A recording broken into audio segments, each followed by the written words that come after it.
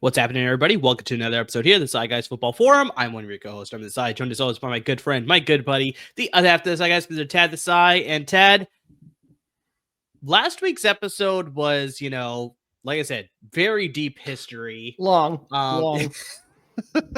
Did not get it done in 5 minutes or whatever the 5 minutes and 30 seconds. I think he gave you the extra 30 was seconds. Was that it? Yeah. I think, it didn't make a difference at all because I think the final time was 13 minutes I went? It was like 12, yeah.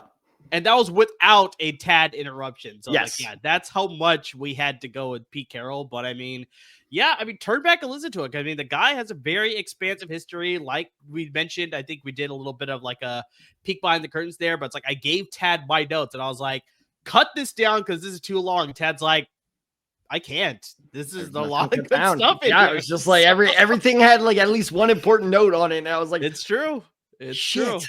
It's amazing. He had a very long, expensive history. And so, we'll see what happens with him and the Las Vegas Raiders in 2025. But one of his former teams that he coached, the New York Jets, we are here to discuss them in today's episode because they have a new head coach, and that is former Detroit Lions defensive coordinator Aaron Glenn. He is now their new head coach for the 2025 season, and hopefully more than that. And also, as mentioned in last week's episode, Pete Carroll's first ever draft pick. That is true. That was a good fun fact and a good tie-in into today's episode here. But let's sort of dive right into Aaron Glenn. Not as expansive a history as Pete Carroll, but more expansive of playing history. Damn it. He has more of a playing history compared to Pete Carroll. Pete Carroll fizzled out pretty quickly in his playing career. That's why he has the expansive coaching career. But yeah, Aaron Glenn, very good college career. Attended Navarro College, community college in Texas. Tad, do you think you can name the mascot of Navarro College? The cows. What's Mississippi State's mascot? Oh, Bulldogs. Yep, that is the Bulldogs. Damn it. Are the Bulldogs. Damn it. He was named a junior college All-American in his sophomore year in 1991 after posting 2 interceptions, 60 total tackles, and 15 pass deflections. He then transferred to nearby Texas A&M in 1992. Traitor. Year and his first year with the Aggies, he was named a Southwest Conference Newcomer of the Year. That's right, they were the Southwest Conference before. Oh no, I know. Because do you know who else was in the Southwest Conference? I'm guessing TCU. TCU, baby. Okay, makes sense. So he was named the Southwest Conference Newcomer of the Year and first team All Southwest Conference. He had his best year in college in 1993 for the Aggies, recording 27 tackles, 13 pass deflections, and led the nation with a 19.2 punt return average. He is once again named a first team All Southwest Conference player and was a consensus first team All-American as well. Glenn was eventually named to the Texas A&M Sports Hall of Fame in the year 2000.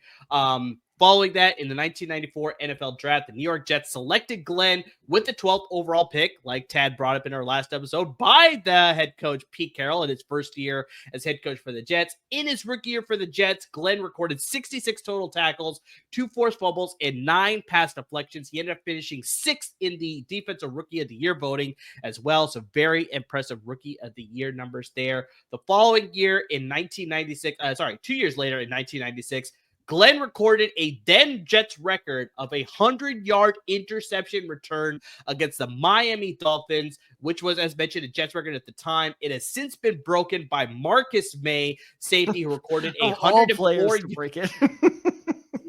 He recorded a 104-yard interception return against the Denver Broncos in 2018.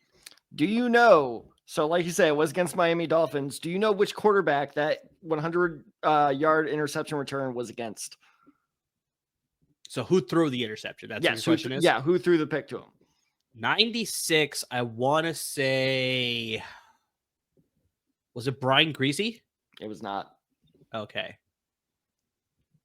Was it AJ Feely? Nope. AJ Feely, though. Great.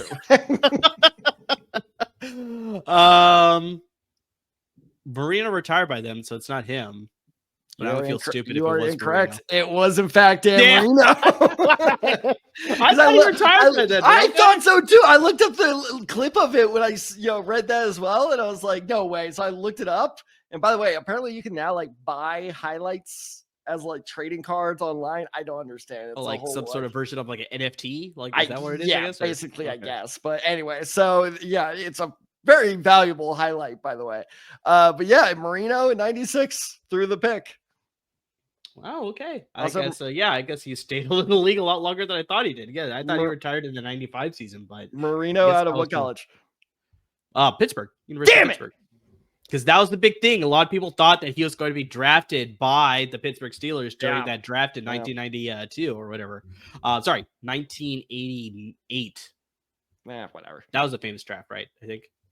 It was one of them. It was the draft with it was the Elway, Marino. Yeah, exactly. It was that draft. Who was the other one? Elway, Marino. It was Neil O'Donnell. It was Jim Kelly. Jim Kelly, thank you. That was the other one. Damn it. Dan Marino was in that one too. Yeah, so a lot of big quarterbacks in that one. Great 30 for 30 on that draft. I was about to say there's 30 for 30 on that one too. So, following 2 seasons in 1997 and 1998, Glenn made back-to-back Pro Bowl appearances for the AFC. In 1998, he recorded a career-high 6 interceptions. Glenn went on to play for the Jets for 4 more seasons, ultimately played 8 seasons from 1994 through 2001 for the New York Jets. Here's where it gets interesting, Dad. In 2002, the year the Houston Texans were an expansion team, they had an expansion draft for the rest of the league. Glenn was selected 3rd overall by the Houston Texans to be their first ever draft pick as a member of the Houston Texans at the expansion draft. Okay. So, like you said, he was 3rd overall. Can you name the 2 players taken ahead of him? Expansion draft? No way. Okay. Well, I will give you a hint. The 1st overall pick was a Hall of Famer.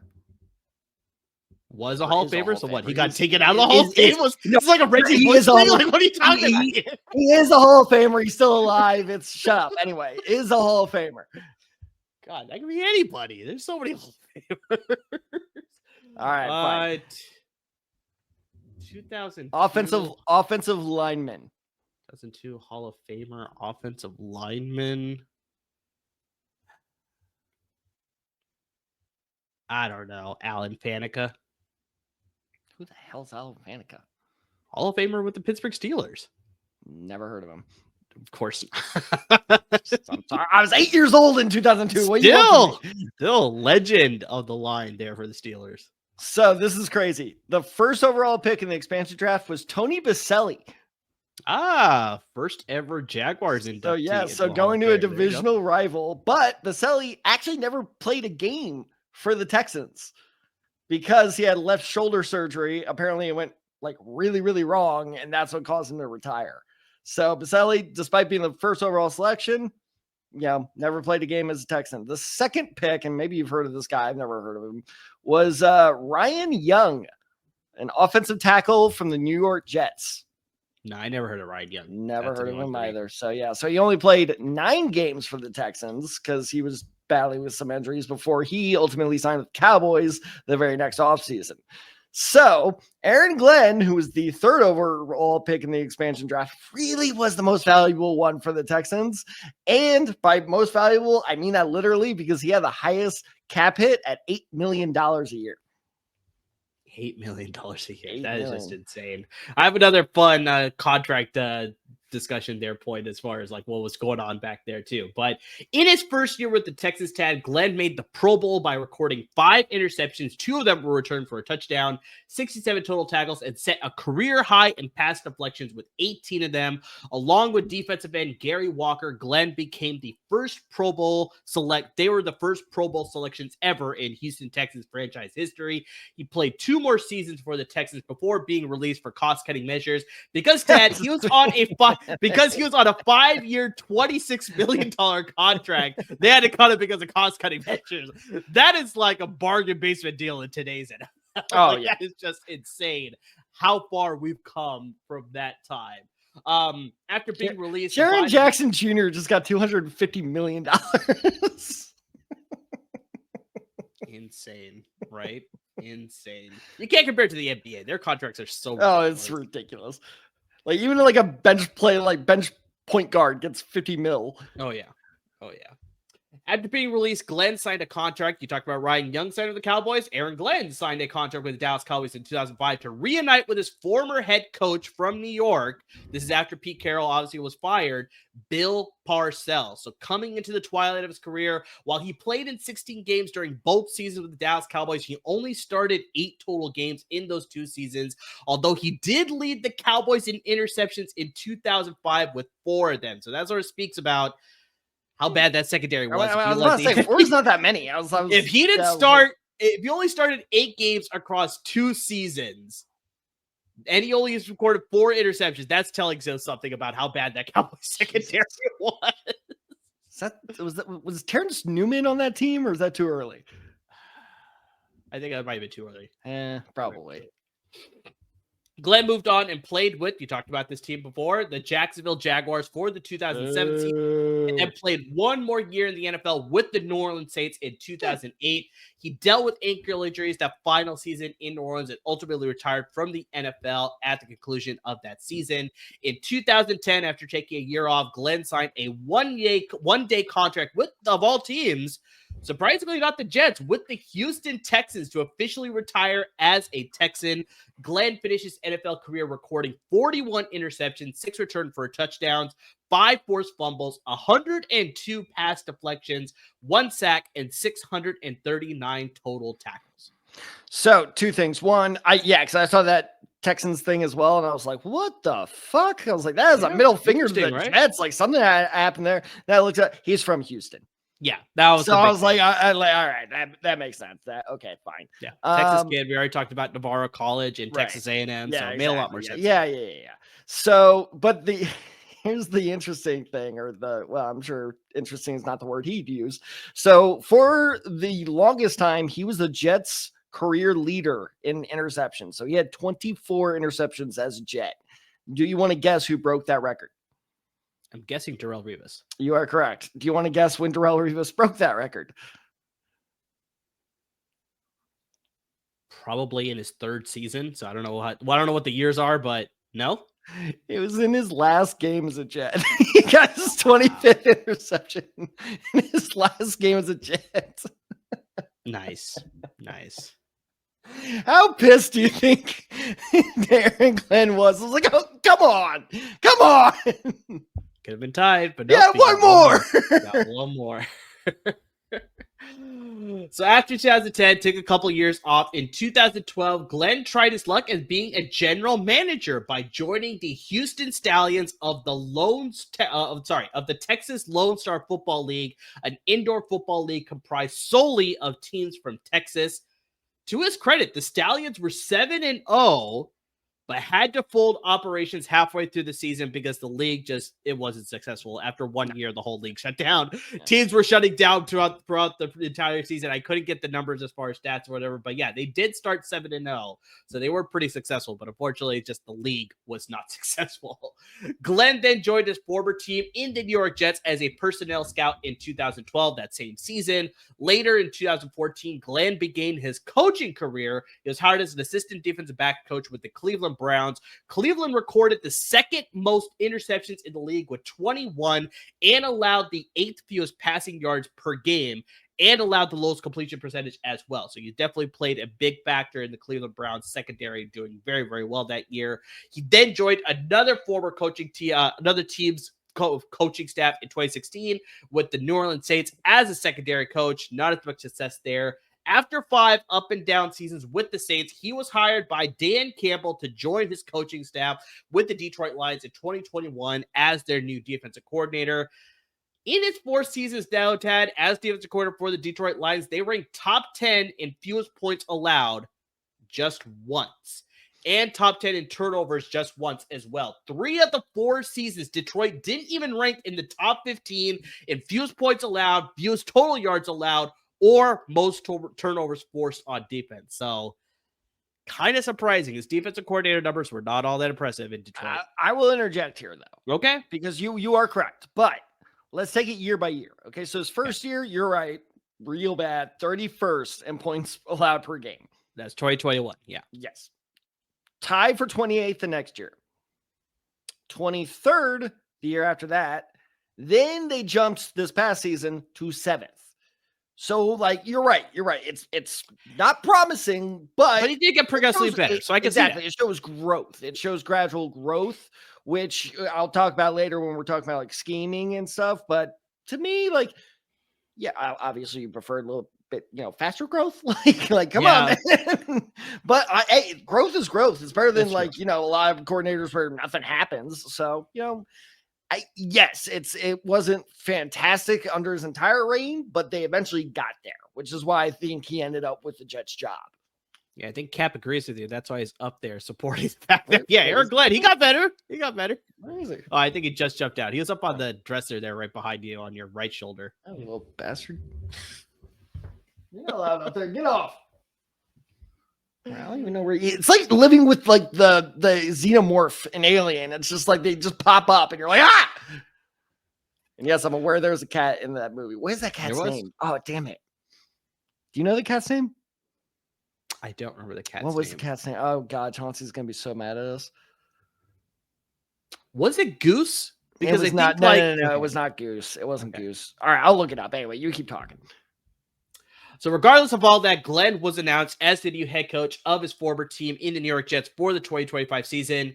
Like we talked about, I think we saw that eventual growth by that defense, by the Detroit Lions that final year, like you said, finishing top 7 there. So it's like you see that sort of level of growth. So hopefully he can bring that sort of stability. But I think the biggest thing as to why the Jets hired Aaron Glenn, based on everything that I'm reading, it's just like he's bringing that sense of accountability, just bringing that sense of like, you hear this all the time, just that culture, which I think the Jets desperately need. They need that sort of like, sustainability as a sort of like, long-term head coach. And hopefully Aaron Glenn could sort of bring that, especially coming from under Dan Campbell, where it's like, he's able to establish that sort of strong culture, that just the way the players want to play for him, just, run through a brick wall for him, like quite literally for Dan Campbell. So it's like, I think Aaron Glenn could carry over some of those things to the New York Jets and hopefully find some much needed success for the Jets, because they have not been very successful the past handful of years. It was Jonesy. Damn it. No, I fucking knew that. Damn it. Jonesy the cat. By the way, if you're asking me if I would go back onto a spaceship that's about to explode to save my cat, fuck no is the answer. So, shout out to Ripley. There you go. I'm not going back for Cap is on his own. You'll find a way to escape it. You'll be stuck. Yes, no, exactly. And God knows he's not coming back for me. So, all right. So that goes into his history. Like I said, not as expansive, and Pete Carroll more expansive as a player compared to his coaching history. But speaking of his coaching history, Tad, I think it's a perfect time to sort of go into his coaching style. What can we expect from him as far as like, as we sort of make that shift into fantasy football, just like what can we expect from this offense and what are things going to look like? So Tad, I'll sort of pass the baton here to you first. Like, what are some of the things that you were sort of able to gather by what you think this new look Jets offense is going to be under Aaron Glenn? Okay, well, 2 things. One, the word baton just made me laugh because I was watching an episode of Hell's Kitchen, shocking, yesterday, and I did not know this, but Gordon Ramsay was, what do you want me to do? Hand off the baton to you? It took me like 30 seconds to figure out, like, British people apparently say baton as a baton. Baton. Yeah. Because I was literally sitting there, I was like, what the hell is a baton? But anyway, the second thing is I hate you for handing this off to me because this guy's name has been giving me so much. Is this why you did this? Maybe a little bit. I hate you so much. Oh, God. All right, let's try this. So the Jets offensive coordinator is Tanner Engstrand. There you go. That's actually pretty good. It's such a weird last name. It's a pretty interesting last name. What are you looking at? It always freaks me out when he's looking up. That's never a good sign. He's probably like you said it right for the first time. Yeah, exactly. Surprised. He's probably surprised as much as we are. So Tanner, it's just so weird. Like I just can't help but trip over it. So Engstrand, I'm not going to get into his history, but I do have some fun Jets facts for you. Okay. They have gone 22 years without ranking in the top 8 in points per game in the NFL. Yeah, that's not good. The last time they led the league in scoring, can you guess when? The mid 90s, like maybe 95. Not far off. It was 1960. Oh, jeez. That far back. Wow. Okay. When they were in the AFL, where there were AFL, not even the NFL. This is pre-merger. Wow.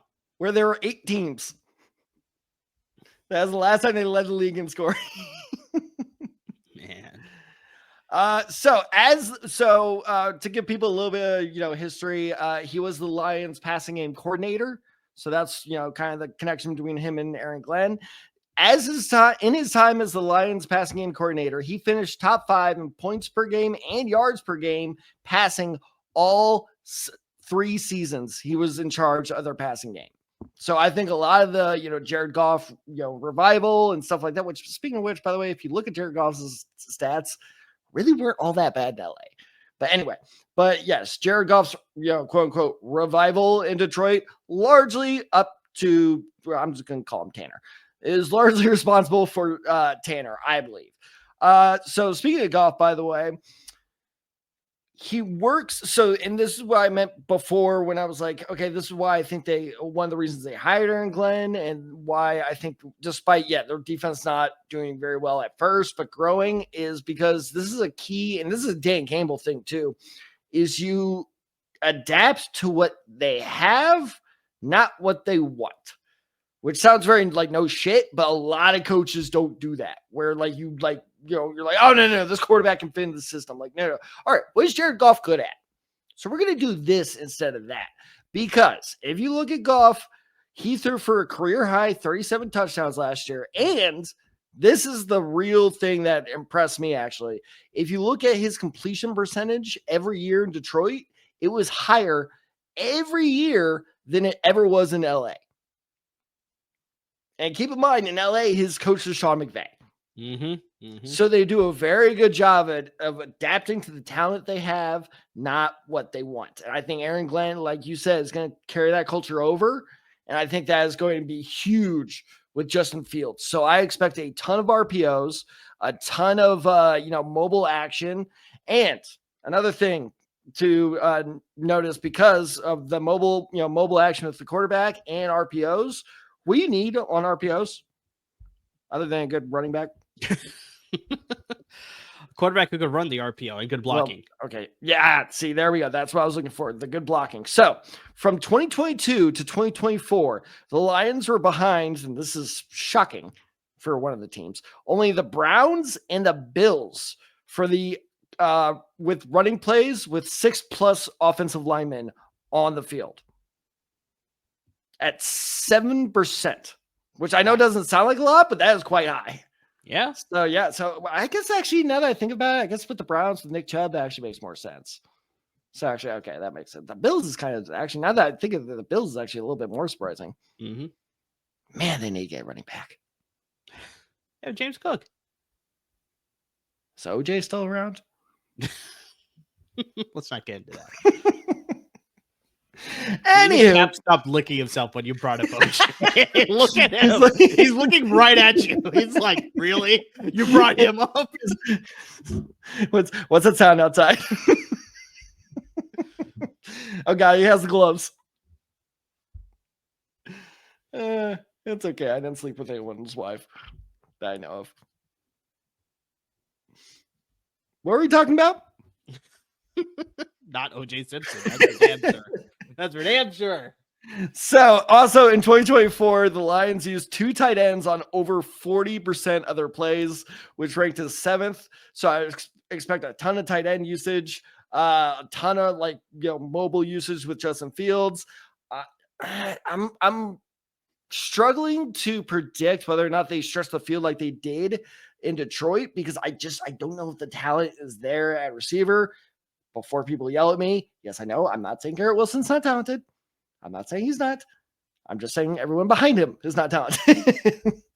So I don't know if we're going to see as much stretching long passes or anything, but I think we're going to see a hell of a lot of running. We're going to see a hell of a lot, linemen on the field, and we're going to see a hell of a lot of tight ends on the field. Yeah, you definitely are going to see a lot of that because the big thing that's sort of tough with Engstrand and lots of these sort of head coaches that are coming into the league, they're taking over new positions, they're getting lots of these coaches it's like we've never heard of before. They've had very limited coaching experience. Is that, yeah, Engstrand just doesn't have that expansive of coaching history. He does have offensive coordinator experience. You have to go all the way back. We're playing a total guessing game when it comes to a scheme. We have no fucking clue. This is like what was it? Was it last year or 2 years ago when like Cleveland hired some guy and you and I both were like, I don't fucking know. I remember we struggled with that Arizona when they hired. It was Arizona. You're right. That was a little bit tricky for sure because, yeah, he did not have expansive history. But Engstrand is a former offensive coordinator. He had to go back to his time when he was coaching with Jim Harbaugh at the University of San Diego, not San Diego State, University of San Diego, the Toreros. Damn it! I was going to say Seagulls. The Seagulls. And he was also an offensive coordinator with the DC Defenders of the XFL. So, as you already mentioned, he's coming over with Aaron Glenn from the Detroit Lions as a passing coordinator. And he was also formerly a tight ends coach and offensive quality control coach during his time in Detroit as well. So I think big props to him for developing TJ Hawkinson. TJ Hawkinson, a little bit of Sam Laporta as well during that little bit stretch at the end there too. Maybe not. It doesn't get too much credit on Sam Laporta because that is what overrated. Sure. Okay. But I think, like you said, it's just like, we don't have much to go off of as far as like what kind of styles he's going to go from, but we can sort of look at the coaches that he is on the coaching staffs of to sort of glean as far as like, okay, maybe he'll sort of take some pages out of their respective playbook. So he was on the coaching staff of not only the University of San Diego under Jim Harbaugh, but he was also on the coaching staff of the University of Michigan as well. Go Buckeyes. Really? You're going to play that card? No. You're a Michigan fan. No. You're a Michigan fan. I was about to say my family are Michigan fans. I'm kidding. I don't know what you're doing. Have to get excommunicated. Cut out of the will. And then you just spent the past 5 seasons under Ben Johnson with the Detroit Lions. And so, like you said, I think the biggest thing that we'll see, I didn't have the percentage rate, but I think the biggest thing is like we saw a lot of 12 personnel during that time with the Detroit Lions. And so Detroit Lions were only behind the Kansas City Chiefs and the Las Vegas Raiders in usage of the 12 personnel last season. Really? You also look at the New York Jets. They drafted Mason Taylor in the 2nd round. So you want to pair him up with Jeremy Ruckert, who is their current starting tight end. So it's like, I think they could see a lot of utilization of both tight ends, whether they keep them both into block, whether they put one out to receive and the other one staying into block, whatever it is. It's like, I think we're going to see a lot of that 12 personnel with the Jets for sure. And like I said, so it was 40% last year. Yeah. So almost half. And on top of that, actually, another stat I forgot to throw out. The Detroit Lions ranked 1st in play action last year.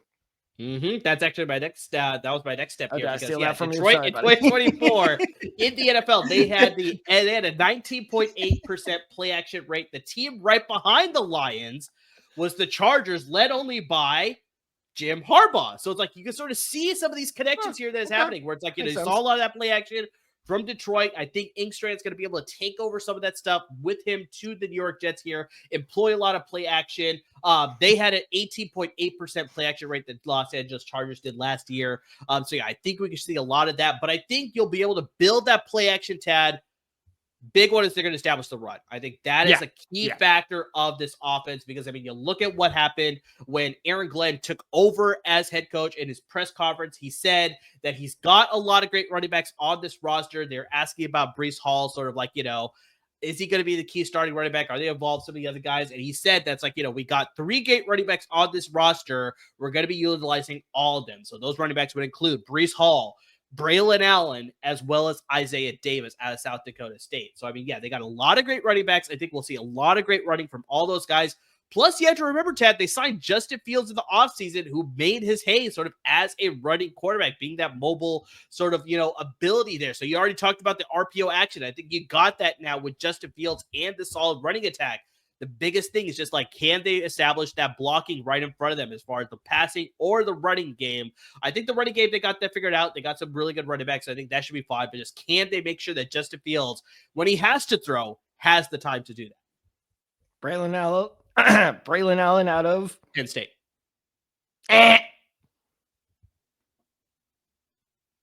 Guess again. Oh, no, it was Wisconsin. Damn it! Yeah, Damn it! It was Wisconsin. Breece Hall out of? The reason I said Penn State was because I compared him. State. What the hell? No, the reason I remember this because I really liked him coming out of the draft class, and I compared him to former Penn State alumni Larry Johnson, running back with the Kansas City Chiefs. I just love this guy's. Larry Johnson went to Penn State? He did. Wow. I did not know that. All right. Breece Hall out of? Iowa State. That's an easy one. Damn it. Teammates with Brock Purdy. Let's go. Shut up. Justin Fields out of? Oh, that's an easy one. Ohio State. That was, that's but yeah, I think definitely this offense is going to lean heavily on the run. I think we'll see a lot of just running plays happening. They'll mix in some play action like we talked about. That's definitely where, they're establishing the run. They're definitely going to utilize that 12 personnel sort of situation as well. I think we saw lots of those extra linemen like you talked about as well. So it's like, I wouldn't be surprised if the Jets sort of employed that as well. But just, I think this is going to be a very conservative attack, maybe a few shots downfield. Like I said, I agree with you. That's like, I don't know if they're going to go deep often, but I think when they do, they're hoping for that home run play, whether that's with Garrett Wilson, whether that's with, Alan Lazard, unless he gets traded to the Steelers. I was just about to ask you. So, okay, can you name the top 3 receivers on the Jets depth chart? Because number 3 shocked me. I have it up right now. I had no idea number 3 was a Jet. So you, obviously Garrett Wilson. And you just named him Alan Lazard. Can you name their third receiver? I'm guessing it's not Malachi Corley. It is not. Okay. Apparently he's questionable, which how are you questionable in the offseason? No idea. God, I'm not sure this about is this. Insane. Yeah, I don't know. It's Josh Reynolds. Josh Reynolds? I had no idea he was a Jet. Interesting move. Chances are pretty high they're not stretching the fields with Josh Reynolds. No, they're not gonna. That's not gonna happen.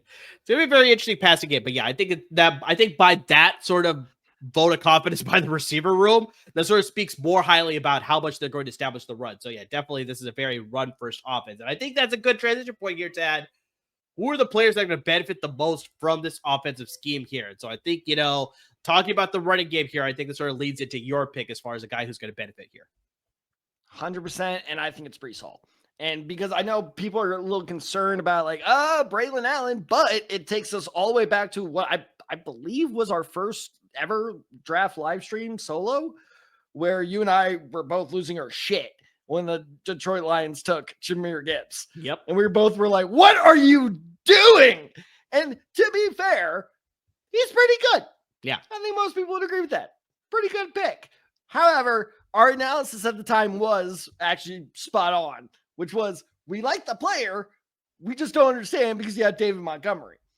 Here's the funny thing, though. And that was the offseason where they signed David Montgomery, which is why we were like, if you sign David Montgomery, why are you drafting Jahmyr Gibbs? Ah!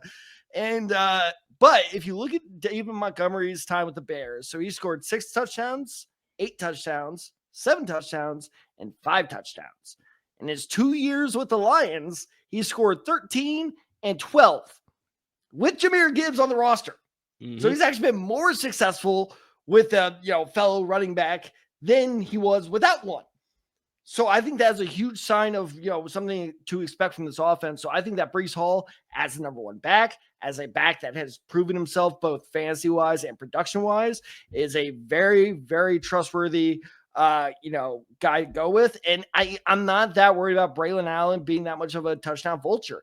I know because if you think about, because I know this because I drafted Jahmyr Gibbs last year, and I was like, oh, it's fine. And then fucking David Montgomery kept vulturing off him. And I was like, God damn it. It's true. so they really like giving off to the more quote unquote truckers than the, home run threats. What is it? Sonic and Knuckles? It's a fucking Sonic and Knuckles. So yes, they like giving it off to Knuckles more than Sonic for the touchdowns, which is so frustrating in fantasy. But I think that Breece Hall is going to be their Knuckles. And I don't know if Braylon Allen is necessarily going to be their Sonic. I don't really think they have their Sonic yet. But I think that Breece Hall is going to, especially with a mobile threat like Justin Fields, is going to really, really, really do well in this new offense. Yeah. This is a slam dunk pick. I think, like we sort of established already, that they're going to run the ball first. And it's like, whether that's, they're going to mix in Braylon Allen and Isaiah Davis, I think they'll definitely do that. But I think they know the bell cow is going to be Breece Hall. He's definitely going to get fed a lot of touches, not just as a runner, though. I think they could, utilize him in the screen game and sort of being a receiving back. I think of the three, I like his pass catching skills, probably the most out of all three of them. So, yeah, I definitely think that he's going to benefit the most, not just as a runner, but as a pass catcher as well. Maybe he's Sonic. Could be. We'll have to wait and see exactly how it's all going to shake up in that backfield for the Jets. But yeah, Breece Hall is just like an absolute, slam dunk pick here as far as who could have benefited this offense. But where are you drafting it? Ooh, that's a good question. Ideally, third round. Third round. Wow. Okay. Well, wait, you think that's too late? I'd say second round. If you're in a 10-man league, it's too funny because I was just about to say that is like if there's if running backs are going off the board like really a lot, then I'll yes, second round 100%. But like if people are playing a little like coolly, like someone's people are like taking some quarterbacks, people are taking some tight ends. I could see him slipping into the third round, but yeah, no, if you take him in the second round, I don't think that's too early whatsoever. No, 100%. If he's there in the third round, like that's an absolute steal of a pick. But I think for me, I'm projecting him, whether you're in a 10-man league or a 12-man league. Just reactivated the LAFB fantasy league. Do we need to be talking strategy? Like we also have the ghost of Al Roche an hour ago. We just did. Yeah, he came back from the dead. Where the fuck has he been? And now we're literally giving our strategy away. I put it in the Slack because Chauncey had a fantastic comment where I love how I was like, wait, Tad won? I was like, yes. He was like, Tad has been trying to bury him for the last handful of episodes. And I was like, he's a fucking Undertaker because, yeah, he rose from the dirt and he just came out of nowhere. If I knew how to put gifts in the chat, I absolutely would have done that. The Undertaker one of just him just like right. Exactly. Just emerging. Yeah, exactly. That's exactly what it was. It was just like, what the hell just happened here? It was like, oh my God. You're alive? It's like Kenny, like, oh my God, you're back. Or it's like that the meme from The Office where they're in the like the play area or whatever, and Dwight is like hanging out there, and Angela just appears out. Oh yeah, he's just like, what the fuck? That's what it was like too.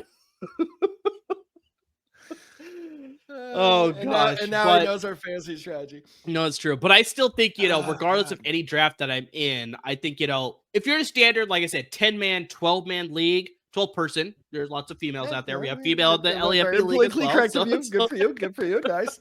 But I'm projecting Breece Hall to be like a mid to late second rounder for sure. Obviously, like you talked about, depends on how your draft plays out. I know it's sort of like the modern day NFL. We're seeing a lot more receivers going at the early parts of first round. So that drops those running backs a little bit later into the draft. So, but yeah, I think for me, even if there's a running back run, the earliest I would take was probably like late first round, but definitely I projected like, yeah, somewhere in that mid to late of the second round. That's probably where he's going to go.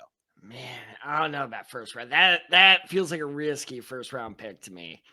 Really, hypothetically, even if, let's say, okay, you're in a 10-man league and 8 running backs are drafted.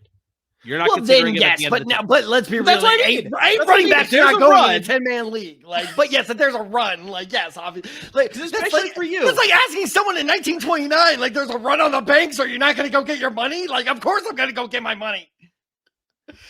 What's your buddy's at Bill's house? Such a dated reference. How did I come up with that reference? I don't know. Oh gosh, what are you doing with my money in your house, Fred? And then you're punching the guy. It's like that's what's happening. You're saying you don't want to sell your house? Of course I want to sell my house. I think it's also more of just like, because you're in an auction league too. So like you don't really have a sort of strategy as far as like, okay, this is where I want to take a guy. It's just like you nominate guys. So it's like for you especially, it's like there could be a situation where it's like guys are just nominating running backs. And so it's like, honestly, what do you do in that case? I was just about to say, like, he honestly might be my guy because this is my nomination process. So I'm not worried because A, my friends don't listen to the show, and B, they already know this is what I do. Is like if I'm, second to nominate. So for those of you who don't know, like the way it works is instead of like a draft order, there's a nomination order. So you get to nominate a player. So if I'm like, second one to nominate a player, I always pick a player that I know people are going to want, but I personally don't want to drive up because the, higher nominated they are, the higher price they go. Yep. He could actually be an interesting player to nominate early to drive the price up. So if someone spends like $55 on him, which I would not, by the way. So if you're asking me like how much money would I spend on him in an auction draft, which yeah, we really need to work on that name. Yeah. Yeah, there's just no better way to put that. How much money would I spend? Would I auction? Okay, whatever. I put my cap at 45. I debate 50, but 45, if it goes above that, that's when I'm like, I think I'm out. I think for me, if I was in an auction, like I probably said at 50 for me. I got the $5 more I'm willing to spend on him because, yeah, like I said, I think like you talked about, this offense is going to really rely heavily on that run game. And so, yeah, I think he's going to get a lot of touches, both, like I said, on the ground as well as through the air. So, yeah, big fan there. But, okay, let's sort of transition into my pick here, Tad, and it's their newly signed quarterback, Justin Fields. I think, like we talked about, with this sort of offense shifting into more of like a run-first offense, I think that's why they decided to target Justin Fields, because he had a lot of success when he was built to sort of be a running quarterback, and then, throwing every so often, but limiting his throwing is probably a better idea for the Steelers, as well as a little bit of time there with the Chicago Bears. But I think just what Tanner Engstrom was sort of able to learn from, not as much in Detroit because Jared Goff was a little bit more of a stationary quarterback, but during his time when he was actually at San Diego, he coached Josh Johnson, who went on to be drafted by the NFL, and a very extensive career in the NFL. Okay, you have a trivia question coming up. Anyway, keep going. But then also, when he was with the DC Defenders, he coached Jordan Te'amu, who is also a mobile quarterback to an extent. Maybe not to the same level as Josh Johnson, but he's got some mobility as well. Battlehawks MVP, go St. Louis. They lost the semifinals, so they already. I know they lost the semifinals. You shut up. To him, by the way. To Jordan, by the way, which is even worse. Max Duggan fails to come up clutch again. It was not his fault. Fails to come up clutch again. Don't you dare! I will leave this. I will leave the show right now. I don't just mean the show right now. I mean like the show entirely. Fuck you. That man is a hero. Oh yeah, hero is now in the XFL. No. I hate you. During his 2 seasons with the Chicago Bears, Fields scored over 17 fantasy points per game. In his second year in the league, he absolutely took the year by storm. He rushed for over 1,000 yards and scored 25 total touchdowns. He finished in the top 10, Tad, in fantasy quarterbacks in PPR leagues. He also earned MVP votes as he finished 9th in the voting that year for the awards. I mean, this guy had a very good second year, which I think we talked about when Caleb Williams was coming out. That's like, I would have stuck. I remember I said, that's like, I would have stuck with Justin Fields and built around him. But obviously, the Bears went the different direction. And so here's Justin Fields hoping to revitalize his career with the New York Jets. So you look at last season with Fields and the Steelers this time. He was 6th at the position again through the first 6 weeks of the season before the Steelers decided to replace him. I don't know why they decided to do that. They had a little bit of success, but Russell Wilson ended up taking them a little bit there. Yes, they got their 500 season. Mike Tomlin got that streak going, whatever it is. But just, the season was just not all successful. He was also to be fair, Russell Wilson had a good stretch. It was just like late. He started good. Then he absolutely fell off a cliff. The Steelers were also 4-2 during that time with Justin Fields as the quarterback for the Pittsburgh Steelers. He was tied for the division lead as well. I think you'll look at Fields' playing abilities, and I think just he plays perfectly into the style of offense that we can assume, like we said, don't have that extensive history that we have at Inkster. We just don't know for sure what the offense is going to look like. But I think we could definitely assume here that just he's got that ability to sort of roll out and, do the play action. He's got the ability to sort of keep the ball and run with it. He can sort of break down. You got that RPO action that you already brought up, Tad. So I think he'll be able to run all of that within the system here with the New York Jets. Now, Fields may not be a quarterback that people are going to target in their fantasy drafts, whether that's redraft, whether that's auction, whatever type of league that you're in. But honestly, if you miss out on all those top elite producers like your Lamar Jacksons, like your Josh Allens, like your just Jaden Daniels, this is a guy that if you want to fill out the rest of your roster, you could take Justin Fields in the later rounds, maybe even close to the 8th or 9th round, and potentially have yourself a starting caliber quarterback, because he's currently ranked as a top 100 player in pre-draft rankings. That's across all positions. He's ranked 15th at the position alone in PPR league rankings there. Like we talked about, we need to see how his offense is going to look ultimately, but I think Fields has a good chance to replicate some of the things that he did in his second year in the league with the Chicago Bears by running the ball, getting a lot of good points that way, and then every so often, just getting some passes out there to get some points that way too. So yeah, I can definitely see him mixing up both ways. And yeah, even if he goes undrafted in your league and people just decide to ignore him, or you're able to find a better quarterback based on your strategy, how the draft plays out, he will definitely be a very good waiver wire addition later in the season as well. I mean, I've always been a Justin Fields fan. I've, like you said, during the whole Caleb Williams draft debate, like I always said, stick with Justin Fields, pass over Caleb Williams. And to be honest, not looking like that high of a take, because Caleb Williams didn't look all that great. But that's true. Nothing against Caleb Williams, because I'm sure he's going to make me look like a moron. We'll get to Caleb Williams and Ben Johnson a little bit later. Yes, we will. And that's the thing. I think if any other coach went there, I'd be proven right that Caleb Williams is overrated. And then fucking Ben Johnson goes there, and it's going to make him look like a goddamn magician. Anyway. Well, as Lee Corso says, not so fast, my friend. We'll have to wait and see how it all plays out. But no, so I've always been a Justin Fields fan. In fact, I think the Steelers should have held on to Justin Fields. 100% they should have. Especially they should have. Aaron Rodgers, like on psychedelics, or Justin Fields? Let me weigh that one real quick. So no, I'm a big fan of Justin Fields. I'm a big fan of this pairing, like we talked about, between him and Tanner, because I refuse to say his last name. So yes, I think this is great. And here's a hot take. Fantasy football speaking wise, I think I'd almost rather take Justin Fields over, let's say, Bo Nix. Over Bo Nix. Wow. Bo Nix is like the darling of fantasy draft. I know, but I'm worried about a sophomore slump with him. I'm worried about it. That's fair.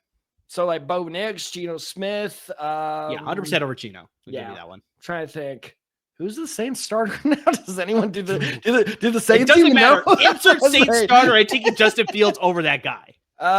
Would you take Justin Fields or Tua? Justin Fields. Yeah, I think I would as well. Justin Fields or we're gonna play this game. Justin Fields or Dak. That's tougher because that acquiring George Pickens. Yeah, I know that's the thing too. Oh man, him being a secondary guy to CeeDee Lamb, I think that intrigues me more as opposed to him being the primary guy in an offense. And so, I think I'd probably take Dak in that situation. Okay, let's see. If you're gonna say Russell Wilson, I'm gonna say Justin Fields over Russell Wilson. That's for sure. I was gonna say Justin Fields or Anthony Richardson. Oh.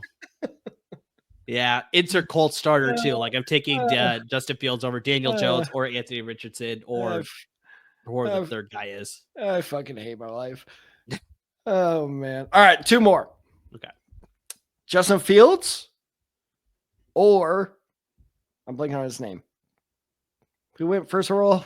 Not Cam Ward. It is Cam Ward. Cam Ward. I don't know why I just blanked on that. It's 11:07 my time. I'm tired.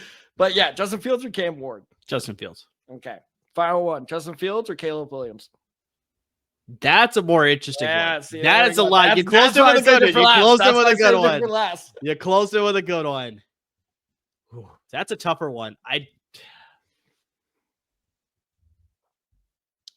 I think just because I have more confidence in Ben Johnson's offensive play calling abilities compared to, like we talked about, just the unknown. We had no idea. Tanner Engstrom. We don't know how it's going to look.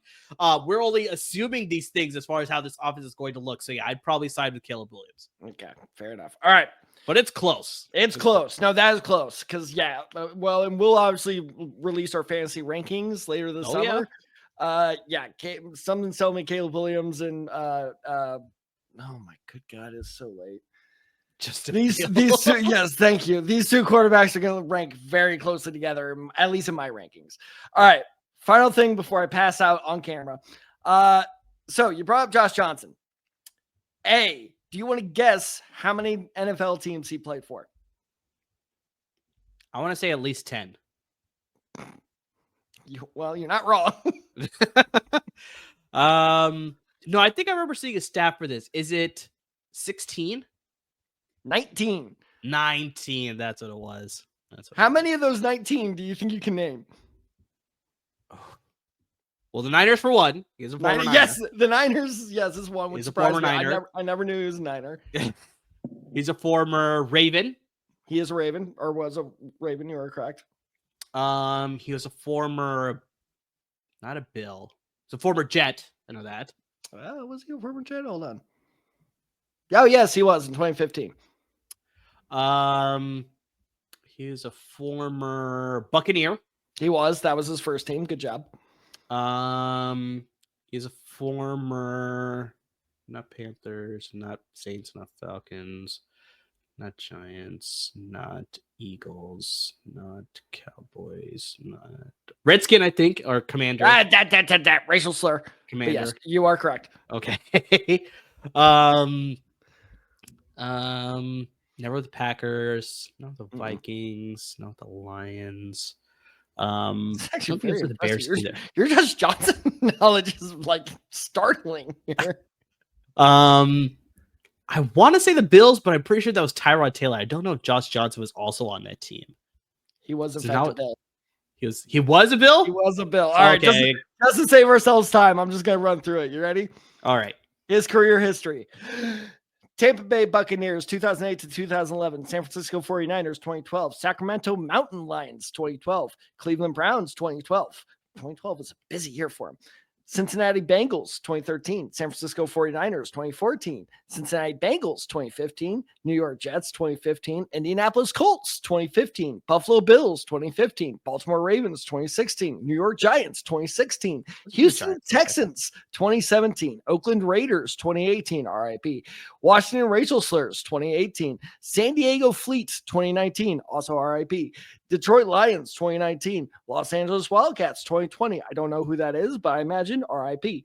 San Francisco 49ers 2020, New York Jets 2021, Baltimore Ravens 2021, Denver Broncos 2022, San Francisco 49ers again 2022, Baltimore Ravens 2023 to 2024, Washington Commanders 2025 to the present. He is still in the NFL, people. Guy's got experience. Him, Brian Fitzpatrick, Josh McCown. Like, I mean, these guys have been around the block. Never gonna die. All right, Ted. So that will close out today's episode talking about Aaron Glenn. But like we talked about, we sort of teased it. We have Ben Johnson coming down. Johnson episode? We may have to do a Josh Johnson episode. But we'll be talking about, Ben Johnson, Chicago Bears, that's still to come. We got Brian Schottenheimer and the Dallas Cowboys still to come. And we also have Kellen Moore and the New Orleans Saints still to come. But we already covered a bunch of head coaches, guys. So make sure you turn back and listen to the Saints. Dude, we have to talk about interim quarterback starter. We have to talk about whoever is going to be starting quarterback. That's going to be an impossible. That's going to be like our shortest episode ever. Ted, what do you think of the Saints? I don't fucking know. I told you, you're going to like the playing history of Kellen Moore. I guarantee you'll like that. So that's worth doing that episode for that alone.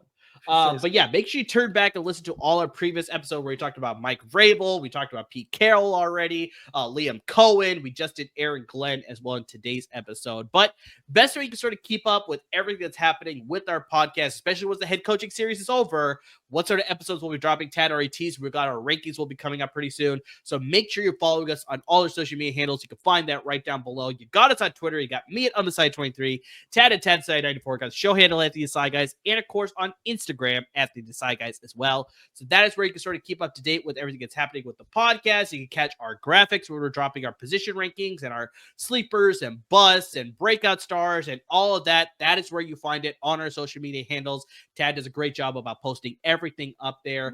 Make sure you subscribe. I wouldn't say I do a great job, but I appreciate it.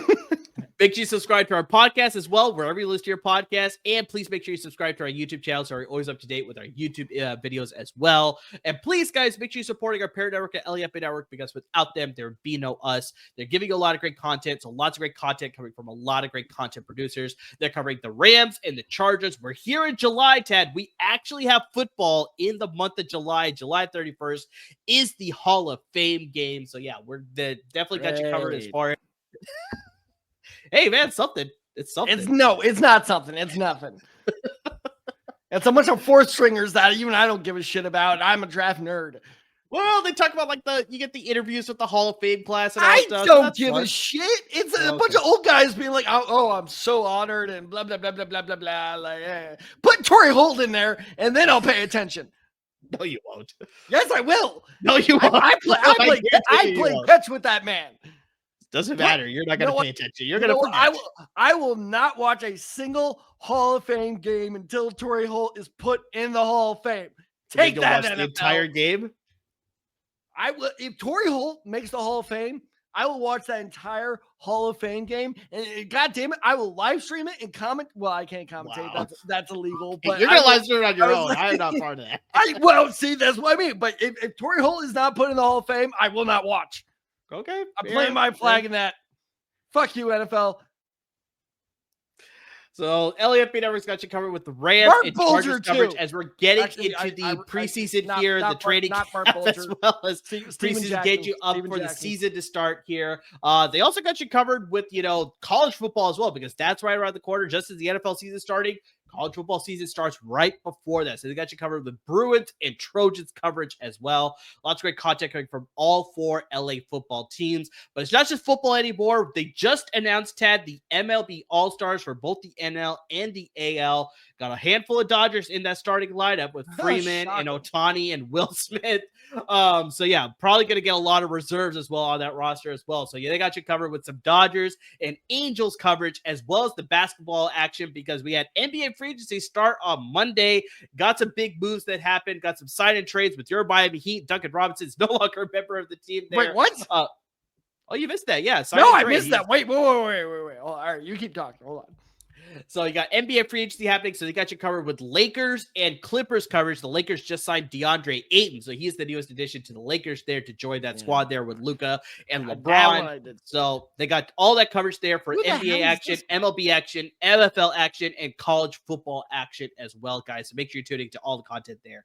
But to everybody who's already supporting our podcast by listening to the podcast, by watching our YouTube channels, by interacting with us on social media, by dropping YouTube comments as well. We check all those as well. I mean, just anywhere and everywhere that you supported the podcast, we really cannot thank you enough. All right, I'm going to try this live on air, which is always a mistake. Simone Jesus Christ. Hold on. Oh, Fondacino. Damn it. Yeah, I was not going to get that right. Is he good? Should I be happy about that? No? Shit. He's just a role player. Like, I mean, he's not terrible. Yeah, Duncan Robinson was a bum anyway, so whatever. Okay. Just get fucking Hero off that roster already. You had to bring up the Heat. I was in a good mood, and then you had to bring up the Heat. Were you? You're going on a rant about Torrey Holt not being in the Hall of Fame. Were you in a good mood? Well, that's another thing, too. Steven Jackson deserves to be in there. Not Mark Bulger. Who else? Yeah, that's about it. God, those St. Louis Rams are bad. Yeah, no wonder we weren't selling out the stadium. We only had, 2 good players the whole 15 years. Fucking assholes. Anyway, sorry, I had to argue with my friends about that last night. Anyway, if you want to talk about some actually good teams that may now or may not be in LA, LA Confidential, hosted by very good friend of the show, Chauncey Talese, talks all the best Rams analysis you can find online. You can find it on Apple Podcasts, Spotify, and the LAFB website. Apparently, maybe, I don't know. We'll see. Also, my God, it's like a zombie movie, like where it like shoots out from the grave. Al Rowe's alive. We just got 28 years later. Exactly. I just watched 28 years later, and I feel like I'm living it. He's alive, and I'm not even going to insult him this episode because I'm just happy he's alive. It's true. It's very true. Cat may not be, but Al is. So Al up there? Yeah, no, he's up there. Cat, no, I see him. Is he passed out? What's he doing over there? Oh no, he's breathing. Okay, I saw the belly rise. We're good. Which honestly, sometimes I do at night. I'm like, is he okay? Belly rise? Okay, good. Anyway, Al's alive. It's true.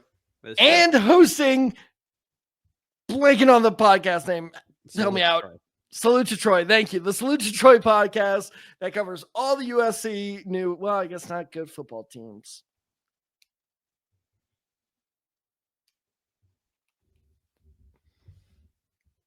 That was a good shot. Come on. Okay. But the Salute to Troy podcast covers all the latest USC football news, including recruiting and, recruiting, spring training. Well, I guess not even spring training anymore. Summer training. And also, like Amber said, we're really only about a month away from college football starting up again. So if you want all the latest on the USC Trojans, be sure to check them out. Again, Spotify, Apple playlists, and wherever else you find your podcasts. And yes, keep tuning in because we have 3 or 4 more coaches left to go? 3 to go. 3 to go. So we got 3 more coaches left to go, and we will keep delivering the same news. And as always, everyone, thank you so much for listening. Thank you so much for watching, and please stay safe, everyone.